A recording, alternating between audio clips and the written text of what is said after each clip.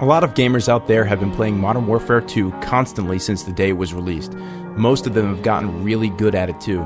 It just makes good sense that the first-person shooter skills players have learned over the last couple of months would therefore translate really well to EA's forthcoming Battlefield Bad Company 2, it being similar at face value. The reason be damned, because the Bad Company 2 multiplayer demo is chock full of Modern Warfare masters who can't shoot for shit, can't arm an MCOM, and possibly the worst offense of all, couldn't spot a Bradley if it left a track mark across the back of their skull. Well, worry not, here's how not to be a noob at Battlefield Bad Company 2. Bad company, and I can deny. Learn to spot and do it always. While Bad Company 2 does support in-squad voice chat, it's only with your 3 squad mates. It's imperative that you quickly let everyone on your team know where the enemy is hiding, flush them out, and fix them from all angles.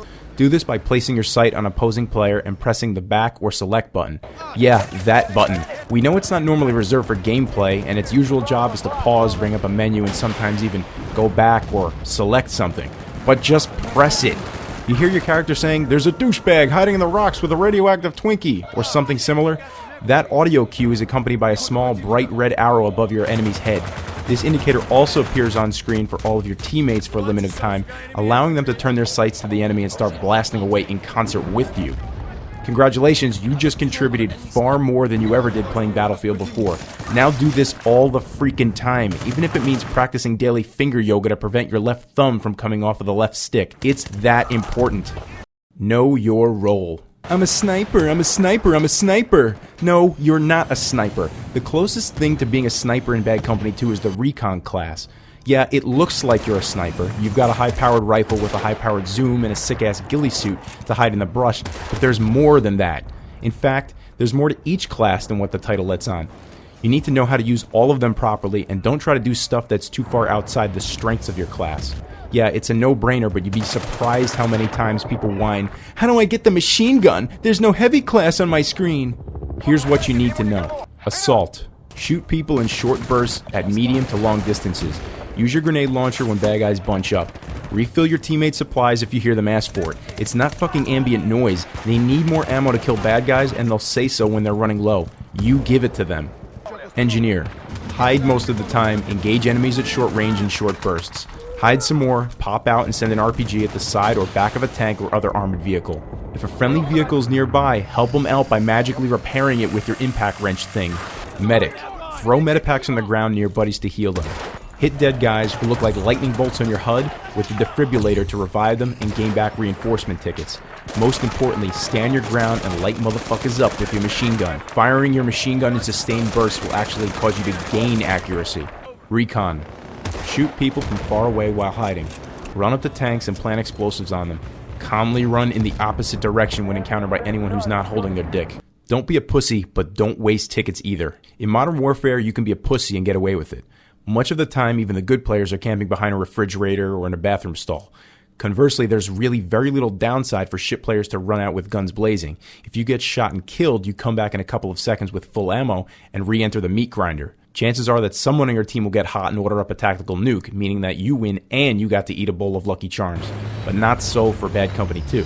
Having only one really good teammate means you still lose.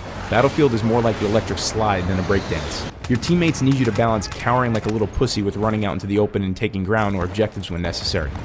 When you need to take over a building, advance on an enemy, or sacrifice yourself to blow up a high-value target, do it. If things go well, someone will revive you. If not, they'll see you on the other side. That said, there are 2 punishments associated with dying, and you should avoid subjecting yourself to both. 1, you have to wait to respawn. While waiting, the enemy can do bad stuff to you, like steal your ride or blow up your apartment. And 2, when you're on offense, you have a limited number of tickets, each ticket representing a new life. When your ticket count reaches 0, the game is over and you lose. Think before you spawn.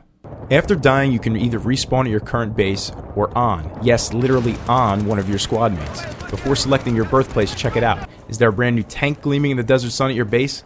You should be the proud owner of it. Is a teammate arming a bomb and needs help defending it? Pop out of his ass and heal him. Likewise, if he's in a no-win situation, don't subject yourself to instant death too. This isn't Thelma and Louise. The choices you have for spawning after death boils down to one thing that you just won't get in other games. Spawn camping is 99% fixed. It's not perfect, but it's the best respawn mechanic you've ever used in a first-person shooter. Use everything at your disposal. A lot of people play their style of play and never deviate from it. In Bad Company 2, as in real war, you don't get to decide you're going to fight one way all the time. In fact, there's lots of stuff to do that's not running a mile to the bomb and desperately trying to arm it. You can and should pilot a radio-controlled helicopter to spot enemies from the air, ride on the back of a quad bike to quickly flank your opponent, shoot a minigun out of a fast-moving Black Hawk helicopter, position a tank with a long-barreled gun on a hill and rain death down on your enemies, transport your buddies while mowing down trees to increase line of sight to the target, and lots more stuff that you'll figure out by hitting buttons when you get into a vehicle. You should do these things not because you're bored of walking, but because you will win if you do them in moderation. Large explosions from tanks and Hellfire airstrikes can blow walls and people out of structures, and you can rack up lots of points by just spotting some more runners for your mates on the ground to exterminate. Try swooping down with the UAV and bowling through an entire enemy squad. It's fun and damn effective. Lastly, if you don't do these things, you will complain that people on the other team are cheap when they do them to you, and that would make you a noob.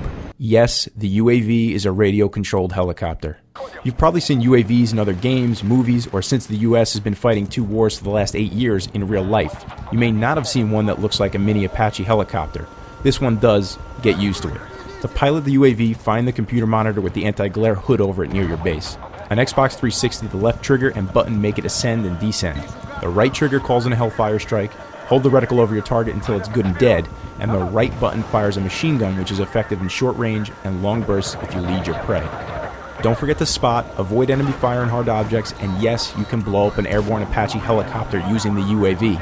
If you do it, you will yell in excitement. Lastly, if the opposing team is hurting you something fierce using their UAV, then send someone to go kill the operator, or better yet, light up the entire computer terminal like it's Christmas at the Griswolds. Aim high and be patient. Everything is affected by gravity. It's just a fact of life. This includes bullets and other projectiles. It also means that you can shoot stuff that's far away by aiming high. It will take a little effort to forget the false science that Modern Warfare 2 has taught you, but you'll eventually get used to it, especially if you spend a lot of time manning the gun in a tank. Oh, and don't complain that your bullets don't reach their target instantly. They don't. While alarming and a little frightening at first, you'll soon find that having to wait for the bullet to travel super long distances adds to the realism and suspense of Bad Company 2. Switch kits. When you kill an enemy, he'll drop what looks like his gun. It's not actually his gun. It's more than his gun. It's his soul contained within a magic idol that looks like a gun. Picking it up will cause you to switch kits, but retain your existing outward appearance. For example, you'll keep your ghillie if you spawned as a recon, but pick up the engineer kit. You should do this not if you have a midlife crisis and get tired of playing your current class, but you should do it when it's to your tactical advantage. For instance, let's say that a firefight just took place between an enemy medic and your buddy the Assault. Both have died. Pick up the enemy's medic kit, revive your buddy, and switch back to being an engineer and erecting dispenses.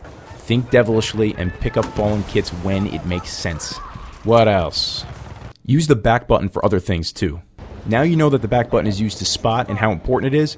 Well, the back button is also used for other things too, chiefly to communicate with your squad mates to tell them things like, I need ammo, attack Bravo, and hey, I just got shot in the face and need some serious band-aids. Point yourself at various things and press the back button to find out more. Also, don't forget to use it to spot. Don't take it lying down. Speaking of band-aids, you can't go prone like in Modern Warfare 2. You can stand and you can crouch. No, it's not realistic, but this is a video game and it's supposed to be fun. Now quit your bitching and go play Battlefield Bad Company 2.